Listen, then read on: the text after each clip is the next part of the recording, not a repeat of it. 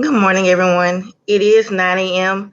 We'll be starting in just a moment. We're waiting on Miss Bambi, and she did notify me that she's trying to log in.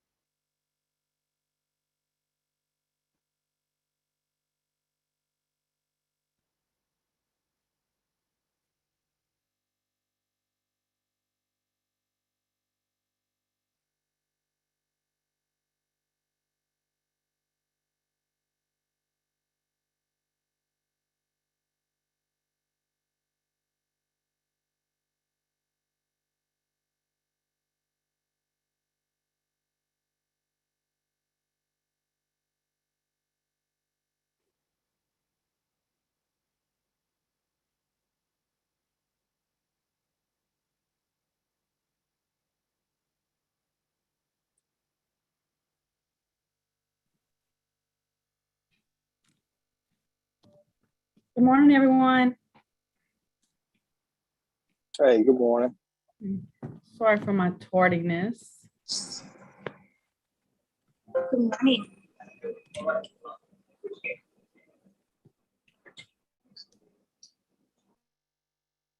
I don't know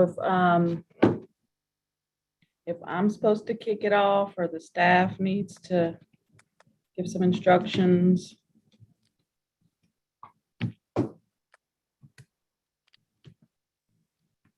You can start it off.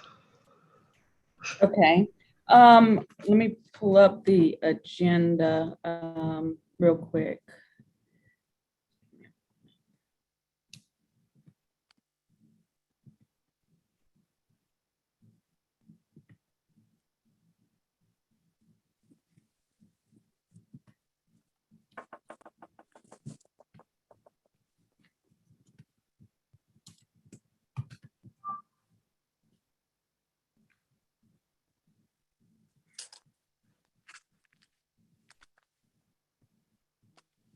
Okay. So I just welcome everyone. I appreciate you guys getting on so quickly. Also, it seems like on the agenda, our first thing is roll call, but I think there's only 4 members of our committee, myself, Rashad, Brenda, and Crystal. Is that correct? Yes, that's correct. Okay, so I guess that is our roll call. Everyone is here. And then our virtual meeting protocols, I don't have that. Do we need to review that?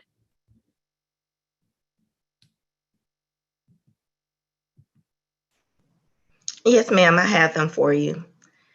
Okay. All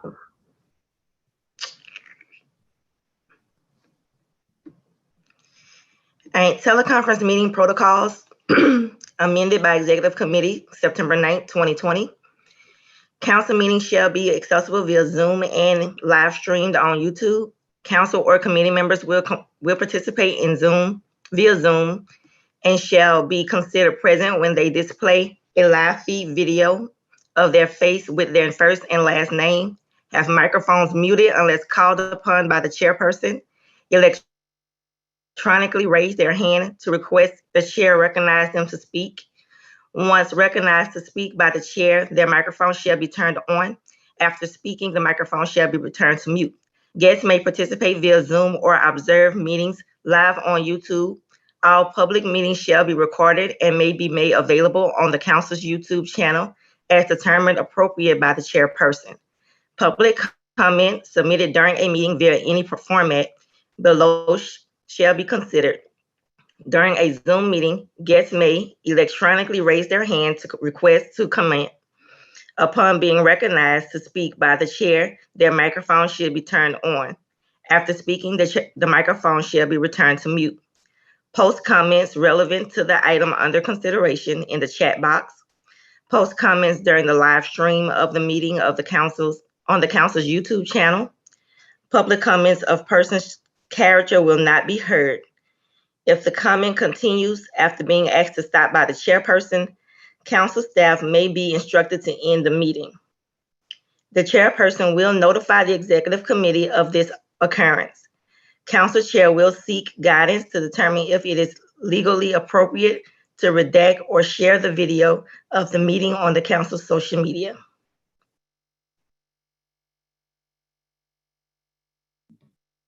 Thank you, appreciate that. So our next item on the agenda is present overview of each applicant. And who is gonna do that? I can go through the applicants' names and scoring. We also have Miss Adrian, which is the PIP coordinator, on the line. If you would like for her to go through it, she can. She will be able to give you a little more detail about it. It's completely up to you all. Do you have, and we all have received the packet with the applications for each applicant, as well as a scoring rubric, which the scoring rubric, the intent, as I understand it, is to make sure that we're meeting kind of our federal mandates and also our values of having a diverse group of people, including people with developmental disabilities, racial, gender, and geographic diversity. And that's what this rubric, it seems to me that it's leading in that direction. My question is, what might make it easier is if we had like a spreadsheet or something with everyone's name and their ranking on this scoring rubric. But first, I guess I have a couple of questions. Is how many applicants do we have that meet the qualifications for the requirements for partners?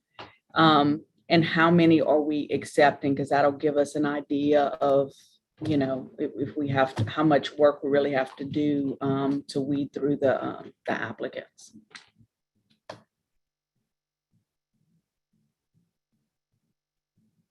So can somebody answer how many applicants, eligible applicants we have? Yes, I can answer that for you, Ms. Fandy.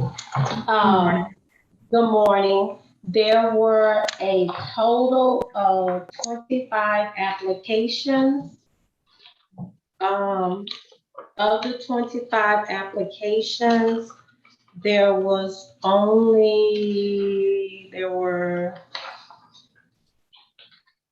2 that were considered ineligible upon review. So that left a total of 23 applications that were eligible for review. And those the two that were not accepted for review, but included in the number of 25, did not meet the qualification of being a young adult with a disability or a parent of a young child with a disability. And I'm sorry, I might have missed the second part of your question. I did know to do this, to include a spreadsheet with rankings. I'm not sure if you want that for future scoring rubrics or. I mean, that may be helpful, but and we have had that in the past, so just like a spreadsheet, and it really wasn't a ranking at the time when I was on the committee before. It was just basically a spreadsheet with, like, you know, gave the different descriptors of the person. So just, I see Crystal has her hand raised before she speaks. I just want to make sure. So we have 23 eligible applicants, correct? Yeah. Okay. Okay, Crystal. Good morning. Maybe correct me, or anyone who corrects me if I'm wrong, but for some reason in my mind, I've never sat on this committee, I don't believe, but I believe that in order to have a class, we needed a minimum of 20.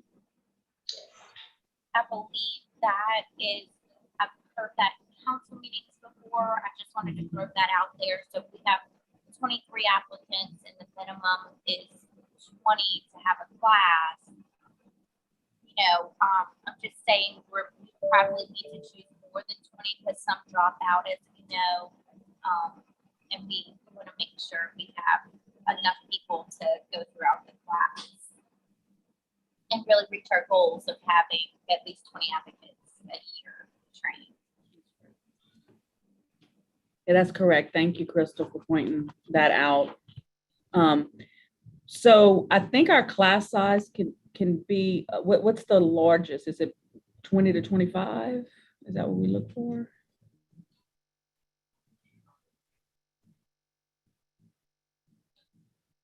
The information that I received just says a minimum of 20. It doesn't actually say a maximum number. From my understanding and the research I've been able to do, the class size usually stays around 20. They don't really go any larger. Okay.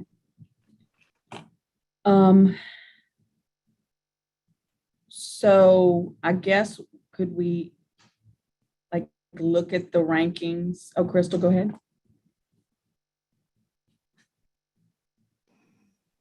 I believe in 2019 was the largest class, and I want to say we started with 28, and we had like 3 dropouts. I believe. I think Rashad was in that class as well with me, so I just wanted to.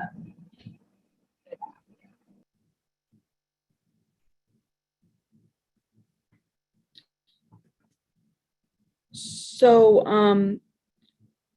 and I'm not sure if the right protocol, I know right now, present an overview of each applicant. And of course, we don't want to share personal information, but, and we all had a chance to review the applications. One of the reasons why I was thinking about a spreadsheet, because a few of the things that I would like to know is, like, of the 23, how many are from each region? What is the racial diversity of these 23? What is the gender diversity? You know, all these components that we're looking at, like self-advocates versus and parents. And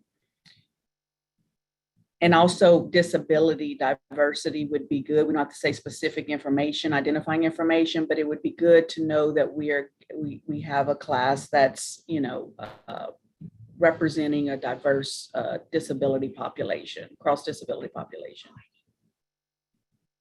So Adrian, do you have that information readily available? I do. I just may not have the regions right quick. So of the 23, okay. do you want you just want raw data? You don't need any percentages or anything like that, right? Yeah, just the numbers will be fine. Okay, out of those applicants, there were 2 self-advocates, and there is also, we're gonna say 3 self-advocates. I think there is one advocate that is one person that was listed as a parent and a person with a disability. Okay. I just need to make sure that is correct. 3 males, and the majority of the applicants were from region 2. However, I'm going to give you a quick breakdown because I don't have my notes.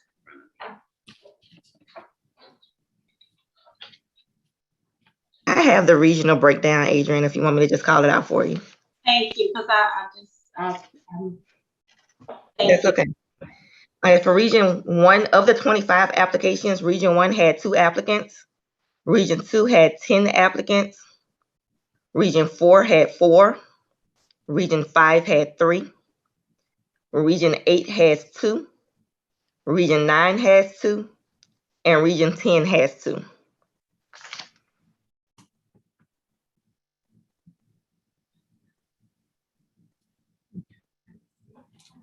And the 2 applicants that aren't eligible or what regions? If I'm not mistaken, the 2 that weren't eligible would be 1 from region 1 and 1 from region 8. Okay.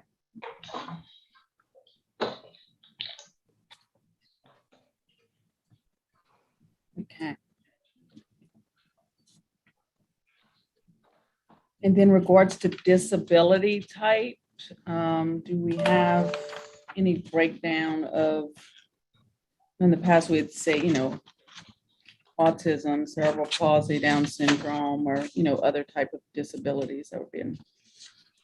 I have the answer to that. Both those autism and developmental disability with multiple diagnoses and including cerebral palsy.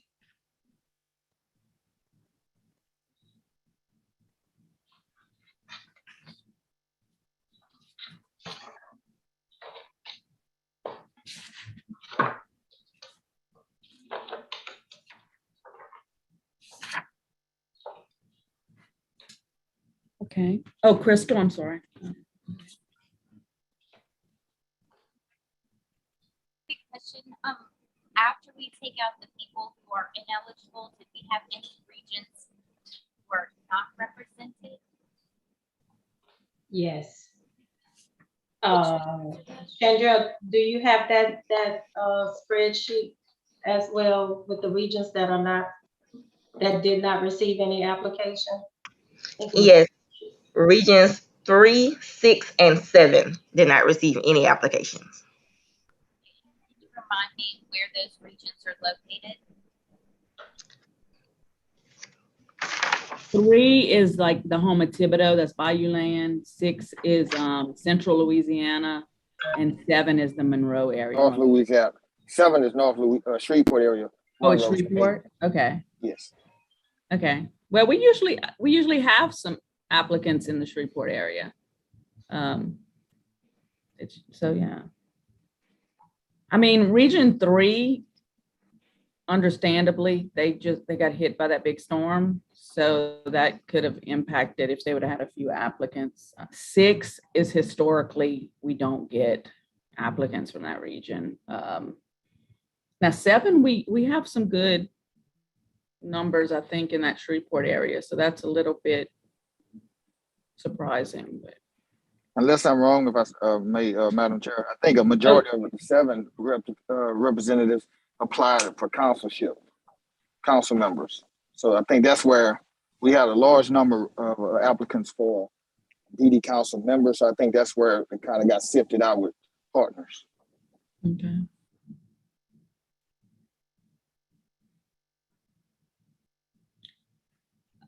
Any other questions about those numbers?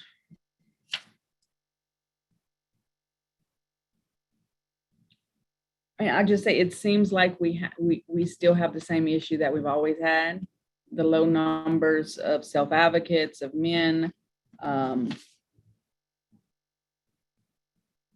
Regionally, the regions that we, Region 6 is always the region that we try to get more people, try to get people and don't seem to manage that.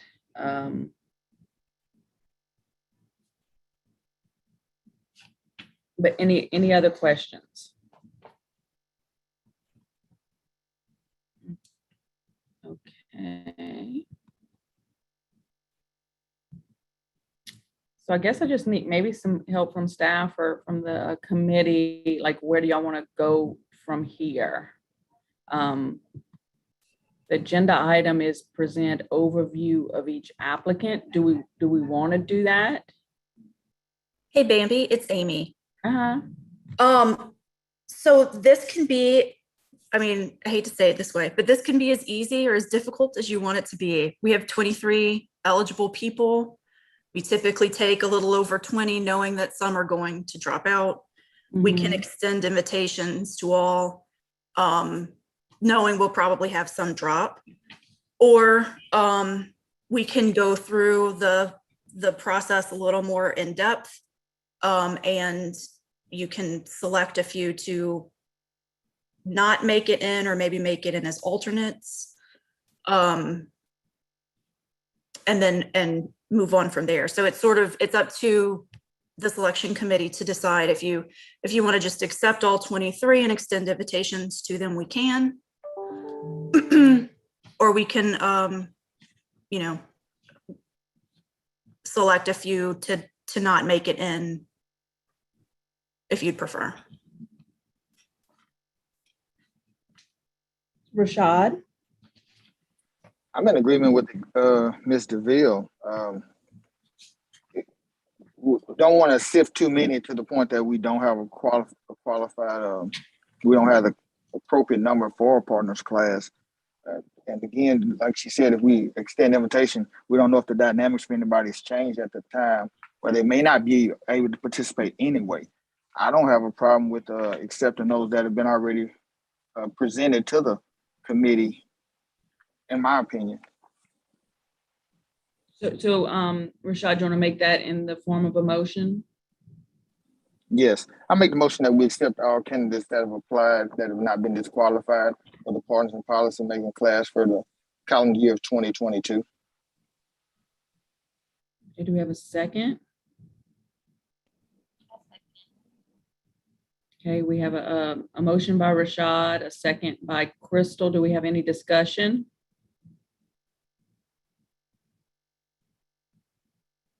Any opposition to that motion?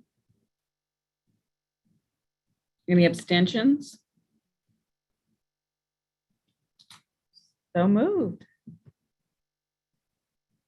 That was really quick. So the next item on our agenda is announcements.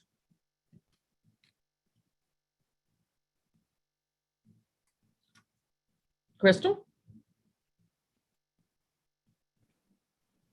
This is not so much an announcement, but maybe a statement or a suggestion, since we know we have these problems. I believe it's time that we sit down and we get creative with how to recruit, and maybe go outside of our normal little, our box of thinking, and especially to get more men, more self-advocates, more regions involved. I know we usually do it the route of social media and going through our Families Helping Family Centers, but I really think that if we get people together and we think it out a little more, and especially have our diverse population already on the council, really help us think through this, that we can reach more people and get what we're supposed to be getting and do.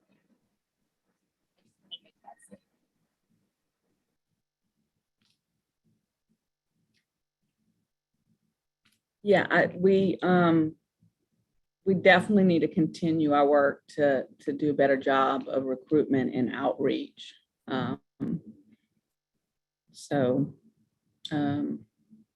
Thank you, Crystal, for that comment. Any other announcements?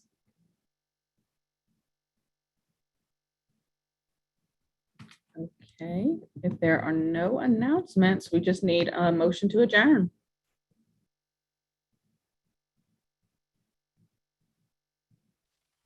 I move to adjourn. We have a motion to adjourn. I second. Crystal seconds. Any opposition? Okay, thank you, guys. Thanks, Rashad and Brenda and Crystal, and thanks to all the staff. Thanks, Adrian. Thank you. Y'all have a great one. You too.